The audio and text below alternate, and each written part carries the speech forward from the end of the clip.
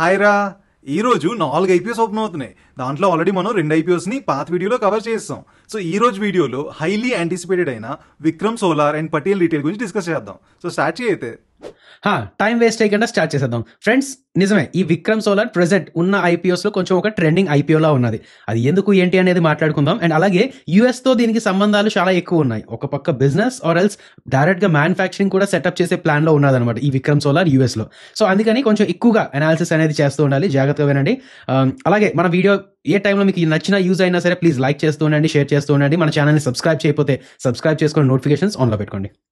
Right, ఈ Vikram solar అనేది ఇండియాలో ఒక leading solar PV module manufacture.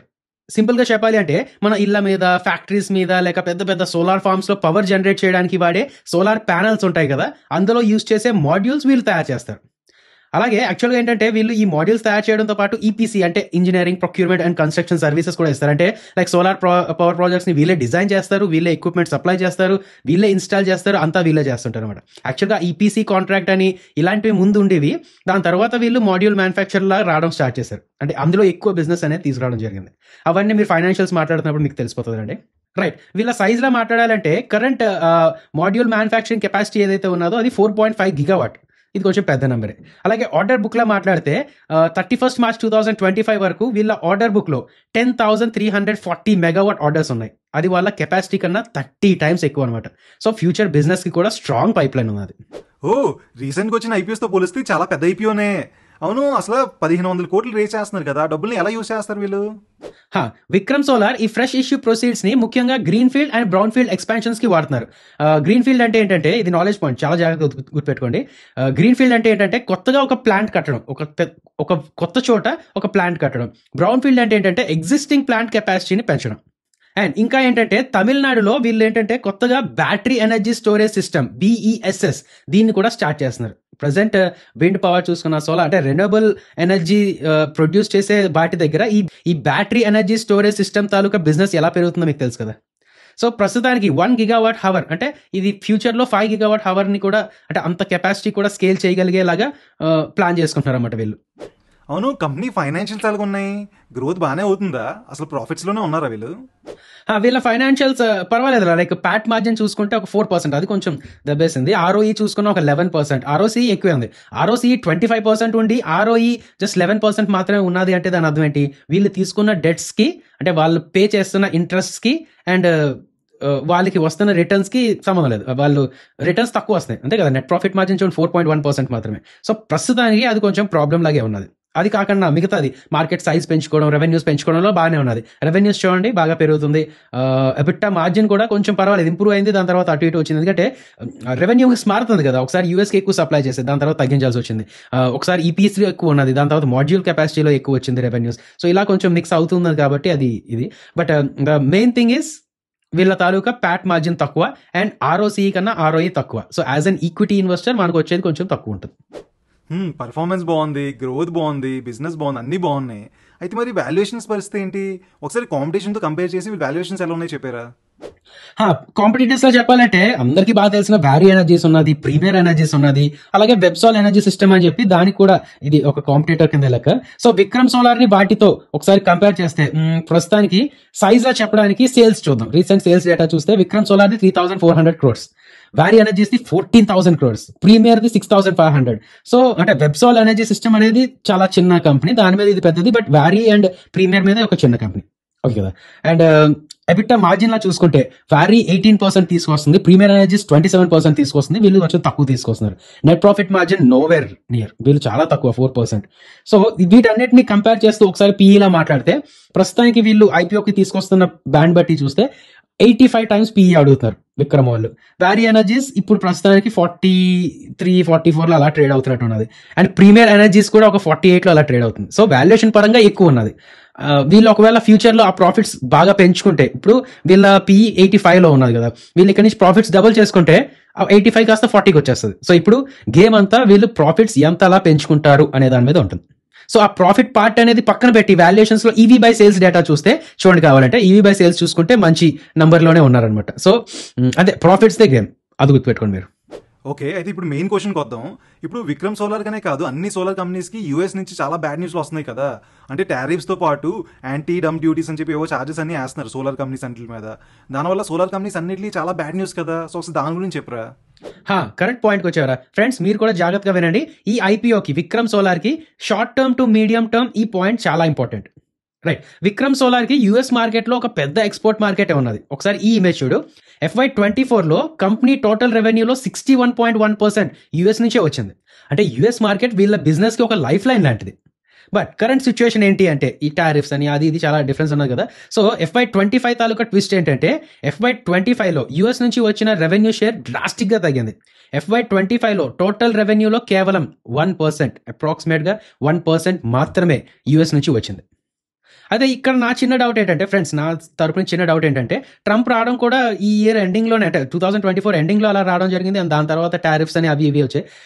So నిజంగా అంటే 1% మాత్రమే యూఎస్ నుంచి వచ్చిందంటే వీళ్ళు ముందే ఇలాంటివన్నీ ఊహించి ఎక్స్పోర్ట్ చేయడం మానేసారా లేక ఏంటి అనేది నాకు కొంచెం అర్థం కావట్లేదు. సో ఇది కొంచెం అంటే ఒకవేళ మీరు యూఎస్ నుంచి బయటికి వచ్చేసారు, యూఎస్ మీద డిపెండెన్సీ తగ్గించేసుకున్నారు అనే పాయింట్నే మీరు ఎక్కువ స్ట్రెస్ చేస్తూ ఉంటే అందులో ఫ్యాక్చువల్ ఇన్ఫర్మేషన్ ఏంటనేది కొంచెం బాగా చూస్తున్నాను. అఫ్కోర్స్ అనలిస్టులు అందరూ చూసిన తర్వాతే వాళ్ళు రిపోర్ట్స్ ఇస్తుంటారు, బట్ మీరు కూడా చూస్తూ ఉండడం బెస్ట్.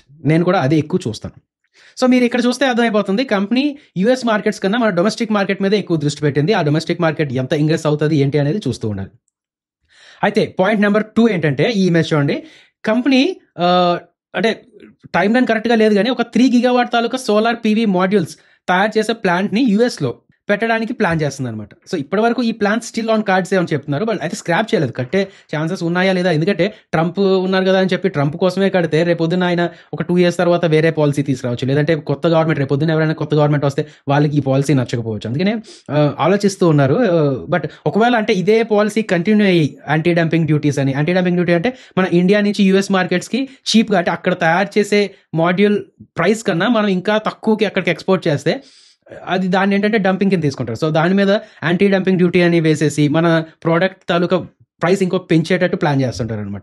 అదే లేదా. సో ఇలాంటివన్నీ జరుగుతూ ఉన్నప్పుడు అండ్ చాలా సీరియస్ స్కేల్లో జరిగినప్పుడు నాకు తెలిసి విక్రమ్ సోలార్ అక్కడ మ్యానుఫ్యాక్చరింగ్ సెటప్ చేస్తారు. ఒకవేళ మ్యానుఫ్యాక్చరింగ్ సెటప్ చేస్తే అక్కడ లోకల్ ఇండస్ట్రీ అయిపోతుంది కదా. సో ఈ టారిఫ్స్ టెన్షన్ ఉండదు, యాంటీ డంపింగ్ డ్యూటీ టెన్షన్ ఉండదు, ఇలాంటివన్నీ ఏమీ ఉండవు అనమాట. సో అంటే ఇప్పుడు ప్రస్తుతానికి ఈ నంబర్స్ బట్టి చెప్తే నేను కూడా చెప్పేస్తాను, 61% రెవెన్యూస్ నుంచి జస్ట్ 1% రెవెన్యూకి దిగిపోయారు. ఇంకా యూఎస్కి వీళ్ళకి సంబంధం లేదు, యూఎస్ మార్కెట్ మీద వీళ్ళకి అంత అవసరం లేదు, అది ఇది అని చెప్పవచ్చు. బట్ ప్రాపర్గా చెప్పాలంటే మాత్రం లేదండి, యూఎస్ మీద ఎంతో కొంత డిపెండ్ అయి ఉంటుంది. అదేందా, ఒక కన్సిడరబుల్ షేర్ యూఎస్ నుంచి వస్తుంది ఫ్యూచర్లో. ఎంత వీళ్ళు యూరోప్ డొమెస్టిక్ ఎంత చూసుకున్నా సరే యూఎస్ నుంచి రావాలన్నమాట. సో వీళ్ళ ప్లాన్ ఏంటి అనేది కూడా మార్కెట్ చూస్తూ ఉంటుంది. అయితే ఒకసారి ఈ కంపెనీ తాలూకు అన్ని పాజిటివ్స్ నెగిటివ్స్ వస్తే చెప్పారా, అంటే మా అనాలిసిస్కి యూజ్ అవుతుంది కదా. ఏమంటారు ఫ్రెండ్స్, మీకు కూడా హెల్ప్ అవుతుంది కదా అనాలిసిస్కి. పాజిటివ్స్లో చెప్పాలంటే 1, ఇండియాలో పెద్ద సోలార్ పీవీ మాడ్యూల్ మ్యానుఫ్యాక్చర్. రేపు పొద్దున ఎప్పుడైనా డిమాండ్ బాగా పెరిగితే వీళ్ళు కొంచెం ఎక్కువ అంటే ఫస్ట్ స్టెప్ వచ్చే ఛాన్సెస్ ఉన్నాయి. And 2, consistent and revenue profit growth బాగానే ఉన్నది, బట్ ప్యాట్ మార్జిన్ అంత లేదు, అది మనం చూసాం కదా. 3, huge order book, 30 times capacity order book ఉన్నది. 4, ఐపీఓ మనీ ఫ్యూచర్ గ్రోత్ కోసం యూజ్ చేస్తున్నారు. 5, government support for renewable energy theme అని, పిఎల్ఐ స్కీమ్ అని, ఇవి కూడా టెయిల్ విండ్స్ లాగా అవనున్నాయి. నెగిటివ్స్లో చెప్పాలంటే ప్రస్తుతానికి హై వాల్యుయేషన్, ఇది ఒక చాలా పెద్ద కన్సర్న్. వీళ్ళు ప్రాఫిట్స్ ఎలా పెంచుకుంటారు అనే దాన్ని బట్టే ఫ్యూచర్ అనేది డిపెండ్ అయ్యే ఛాన్సెస్ ఉన్నాయి. 2, high dependence on US market in the past, but drastic reduction అనేది వచ్చిందని చెప్తున్నాం, బట్ అది చూడాలి, ఇన్డెప్త్గా ఆలోచించాలన్నమాట. 3, ఎగ్జిక్యూషన్ రిస్క్, వీళ్ళకి 30 times ఆర్డర్ బుక్ ఉన్నది అన్నాం, బట్ ఎగ్జిక్యూషన్ కరెక్ట్గా చేయగలరా లేదా, మీట్ అవ్వగలరా లేదా టార్గెట్స్, ఇవన్నీ చూస్తూ ఉండాలి. అదేందా. అండ్ ఫైనల్గా నన్ను అడిగితే అంటే ఇవి ఎలాంటి కేటగిరీలోకి వెళ్తుంది అంటే హై రిస్క్ హై రివార్డ్ కేటగిరీలోకి వెళ్ళే ఛాన్స్ ఉన్నది. రిస్క్ చాలా ఎక్కువ ఉంటుంది అండ్ అన్నీ అనుకున్నట్లు అయిపోతే రివార్డ్ కూడా వచ్చే ఛాన్సెస్ ఉన్నాయి. అందులో ఏది సరిగ్గా అవ్వకపోయినా సరే ఫ్యూచర్లో కొంచెం ప్రాబ్లం అయ్యే ఛాన్సెస్ ఉన్నాయి. అండ్ జిఎంపీ ప్రకారం చూసుకుంటే లిస్టింగ్ గెయిన్స్ కూడా మీరు దాన్ని క్యాలిక్యులేట్ చేసుకోగలరు కదా. సో దాన్ని బట్టి మీరు డెసిషన్ తీసుకోండి. సో ఫ్రెండ్స్, మీకు ఇంకా ఏమైనా డౌట్స్ ఉంటే వెంటనే కింద కామెంట్ సెక్షన్లో అడిగేయండి. అలాగే మీ సొంతంగా మీరు అనాలిసిస్ చేసి అప్లై చేయాలా వద్దా అనేది కూడా కింద కామెంట్ సెక్షన్లో చెప్పేయండి. అండ్ ఇంకా మీరు సబ్స్క్రైబ్ చేసుకోకపోతే వెంటనే ఫాస్ట్ చేసేయండి, ఎందుకంటే నెక్స్ట్ ఇంకా మంచి మంచి వీడియోస్ రాబోతున్నాయి. చేస్తారా సబ్స్క్రైబ్? మరి లైక్ షేర్ కూడా చేసేయండి. అయిపోయిందా? ఓకే, అయితే నెక్స్ట్ ఐపీఓకి వెళ్దాం. చెప్పురా పటేల్ రిటైల్ గురించి. క్విక్గా చెప్పేసుకుందాం. ఈ పటేల్ రిటైల్ అనేది ఒక retail super market chain. Simple గా చెప్పాలి అంటే మనం ఎప్పుడు వెళ్ళే సూపర్ మార్కెట్ స్టోర్స్ లాగే వీళ్ళు కూడా grocery, FMCG products, general merchandise, even apparel కూడా అమ్ముతారు. సింపుల్ గా చెప్పాలంటే డీ మార్ట్, విశాల్ మార్ట్ ఇలాంటిది అన్నమాట. బట్ యాక్చువల్ డిఫరెన్స్ ఎక్కడ అనేది చూడు. వీళ్ళు పటేల్స్ ఆర్ మార్ట్ అనే బ్రాండ్తో స్టోర్స్ ఆపరేట్ చేస్తున్నారు. అయితే యాక్చువల్ డిఫరెన్స్ అని చెప్పాం కదా, అక్కడ టార్గెట్ మార్కెట్ ఇదే యాక్చువల్ డిఫరెన్స్. వీళ్ళు ముఖ్యంగా టైర్ 3 సిటీస్లో అంటే చిన్న చిన్న నగరాల్లో అండ్ అలాగే సబర్బన్ ఏరియాస్ అంటే పట్టణాలకు దగ్గరలో ఉండే ఏరియాస్ అనమాట. అవి ఊర్లే బట్ సిటీస్కి దగ్గరలో ఉంటూ ఉంటాయి. వీటి మీద ఫోకస్ చేస్తున్నారు. ముఖ్యంగా మహారాష్ట్రలో తానే అండ్ రాయ్గఢ్ డిస్ట్రిక్ట్స్లో ఉన్నారనమాట వీళ్ళు. స్టోర్ కౌంట్ అండ్ స్పేస్లో చెప్పాలంటే మే 2025 వరకు వీళ్ళు 43 స్టోర్స్ ఉన్నారు. అండ్ అలాగే వీళ్ళ రిటైల్ స్పేస్ కూడా FY23 నుంచి FY25కి 1.22 lakh స్క్వేర్ ఫీట్ నుంచి 1.74 lakh స్క్వేర్ ఫీట్కి పెరిగింది. అలాగే ప్రోడక్ట్ రేంజ్ చూసుకున్నా ఒక 10,000 పైన SKUs ఉన్నాయి. ఇవన్నీ మామూలు అదే డిమార్ట్ వాటిలాగే, బట్ వీళ్ళ జియోగ్రఫికల్ లొకేషన్స్ అని ఎలాంటి కస్టమర్స్ని టార్గెట్ చేస్తున్నారు అన్న దగ్గర డిఫరెన్స్. ఇంట్రెస్టింగ్. అంటే సేమ్ డీమార్ట్ విశాల్ మార్ట్ లాగే అనమాట. కాకపోతే పెద్ద పెద్ద సిటీస్లో కాకుండా చిన్న సిటీస్ కానీ లేదా చిన్న ఊర్లలో కానీ వీళ్ళు ఓపెన్ చేసుకుంటారు మార్ట్స్. బాగానే ఉంది. అయితే ఒకసారి బేసిక్ డీటెయిల్స్ అన్ని చెప్పారా ఫస్ట్? బేసిక్ డీటెయిల్స్ చెప్పేస్తే ఇది కూడా 19th నుంచి 21st వరకు 237 నుంచి 255 ప్రైస్ రేంజ్ అండ్ 58 షేర్స్ అనేది లాట్ సైజ్. సో మినిమం ఒక లాట్ అప్లై చేయాలంటే 14,790 ఉండాలి రూపీస్. అండ్ ఈ ఐపీఓ ద్వారా ఈ కంపెనీ 242 crores రైజ్ చేస్తుంది. ఇందులో ఫ్రెష్ ఇష్యూ 215 crores. ఈ డబ్బులు కంపెనీలోకి వెళ్తాయి అండ్ డెవలప్మెంట్కి వాడతాము అంటున్నారు. ఇందులో ఏంటంటే 115 crores general working capital requirement, ఎందుకంటే వీళ్ళకి ఎక్కువ సామాన్లు తెచ్చుకొని పెట్టుకుని అదే కదా వర్కింగ్ క్యాపిటల్ ఎక్కువ ఉంటుంది. అండ్ 59 crores అప్పులు తీర్చుకోవడానికి యూజ్ చేస్తారు. అండ్ అలాగే ఓఎఫ్ఎస్ కూడా 25 crores ఉంది, అది కూడా చూసుకోండి. ఓకే, అయితే మరి ఫైనాన్షియల్స్ పరిస్థితి ఏంటి? వాల్యుయేషన్స్ పరిస్థితి ఏంటి? ఫైనాన్షియల్స్ చెప్పాలంటే ఒకసారి ఇమేజ్ చూడు. రెవెన్యూ ప్రకారం చూసుకుంటే FY23 నుంచి 24కి రెవెన్యూ తగ్గింది, కానీ FY25లో రికవర్ అయింది అనమాట. 820 crores అలా వచ్చింది. బట్ చెప్పాలంటే ఓవరాల్గా చెప్పాలంటే రెవెన్యూ కన్సిస్టెంట్గా లేదు. ఓకే, ప్రాఫిట్ తాలూకా ట్రెండ్ ప్రకారం చూసుకుంటే FY24లో తగ్గింది, FY25లో సిగ్నిఫికెంట్గా పెరిగింది. ఇక్కడ కూడా అంతే, ఒక 6.9% యావరేజ్ CAGRతో పెరిగినట్టు. అండ్ సెక్టర్ తాలూకా యావరేజ్తో పోల్చుకుంటే ఇది కొంచెం ఎక్కువే. అలాగే ఇన్వెంటరీ తాలూకా మేనేజ్మెంట్ పరంగా చూసుకుంటే FY25లో 5.18x అనమాట. సో ఈ ఇన్వెంటరీ మేనేజ్మెంట్లో ఎఫిషియన్సీ చూపిస్తుంది. వాల్యుయేషన్స్ పరంగా చూస్తే ఇది కూడా మీరు స్క్రీన్ మీద చూడొచ్చు. రిటైల్ సెక్టర్లో కాంపిటేటర్స్తో పోలిస్తే ఈ వాల్యుయేషన్ కొంచెం అగ్రెసివ్గానే ఉందని చెప్పొచ్చు అనమాట.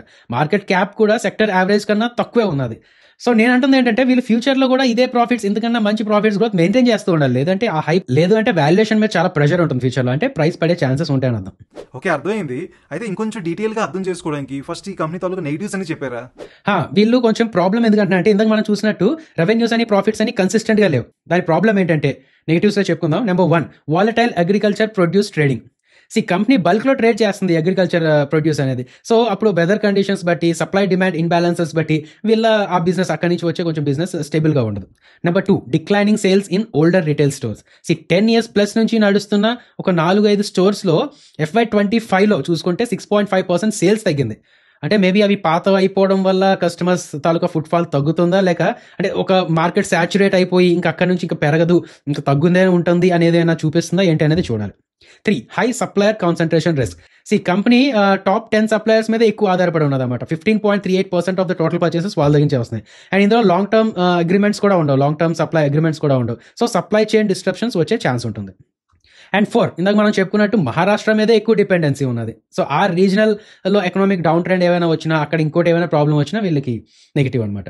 And competition. మహారాష్ట్రలో సబర్బన్ ప్లేసెస్లో మంచి మంచి స్టోర్స్ పెట్టుకున్నారు, బట్ లోకల్ బిజినెసెస్ చాలా ఉంటాయి కదా, లోకల్ రిటైల్ చైన్స్ చాలా ఉంటాయి కదా, అక్కడి నుంచి కాంపిటీషన్ పెరుగుతూ ఉంటుంది.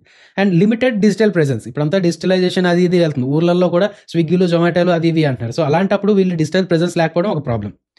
సో ఫైనల్గా చెప్పారా, ఈ ఐపీఓకి అప్లై చేయాలా వద్దా అని డిసైడ్ చేసుకోవడానికి పాజిటివ్ పాయింట్స్ ఏంటి, నెగిటివ్ పాయింట్స్ ఏంటి అన్నీ చెప్పారా? పాజిటివ్స్లో చెప్పాలంటే ఎస్టాబ్లిష్ రిటైల్ చైన్. టైర్ 3 సిటీస్లో సబర్బన్ ఏరియాస్లో నాకు తెలిసి వేరే వాళ్ళు ఎవరు లిస్టెడ్ ప్లేయర్స్ పెద్దగా లేరు. 2, decent store expansion. 3, improving profit figures but కన్సిస్టెంట్గా లేవు. ఎఫిషియన్సీ, ఇన్వెంటరీ మేనేజ్మెంట్ కూడా బాగానే ఉన్నది. నెగిటివ్స్లో చెప్పాలంటే అగ్రికల్చర్ ప్రొడ్యూస్ ట్రేడింగ్ ఏదైతే ఉన్నదో అది బాగా వాలటైల్గా ఉన్నది. ఓల్డర్ స్టోర్స్లో సేల్స్ తగ్గుతున్నాయి. సప్లయర్ కాన్సన్ట్రేషన్ రిస్క్ ఎక్కువ ఉన్నది. వాల్యుయేషన్ చాలా ఎక్కువ ఉన్నది. అండ్ మహారాష్ట్ర రీజియన్లో ఎక్కువ రిలయన్స్ ఉన్నది, అంటే దాని మీద ఎక్కువ కాన్సన్ట్రేషన్ ఉన్నది. సో మిగతా అనాలిసిస్ కూడా నేను చేసిన తర్వాత నేను నా పర్సనల్గా ఫీల్ అవుతుంది ఏంటంటే అవాయిడ్ అనే అనుకుంటున్నాను. అంటే ఎందుకంటే ఇంత రిటైల్స్ తాలూకా కాంపిటీషన్ ఎక్కువ. ఒకవేళ రిటైల్ కంపెనీస్లో ఏమైనా ఇన్వెస్ట్ చేయాలి అంటే మంచి మంచి కంపెనీస్ ఉన్నాయి కదా, అవి కూడా బాగానే ఉన్నాయి. సో అలాంటప్పుడు అంత అంటే కన్సిస్టెంట్గా లేని అండ్ మెయిన్గా ఆ పాత స్టోర్స్ నుంచి సేల్స్ ఏవైతే తగ్గుతున్నాయో సో అది కొంచెం నెగిటివ్గా అనిపిస్తుంది. లేదు మహారాష్ట్రలో నాకు మంచి హోల్డ్ ఉన్నది అండ్ ఈ పటేల్ ఈ స్టోర్స్ నాకు తెలుసు, వాళ్ళు పర్వాలేదు మెయింటైన్ చేయగలుగుతారు అది ఇది అనుకుంటే మీ ఇష్టం. బట్ ఒకసారి జస్ట్ బయట వల్ల చూసి నంబర్స్ పరంగా లేదంటే పాజిటివ్స్ నెగిటివ్స్ చూస్తే నన్ను అడిగితే కొంచెం దూరంగా ఉండడమే మంచిది అనిపిస్తుంది. చూడండి, మీరు కూడా అనాలిసిస్ చేసుకోండి.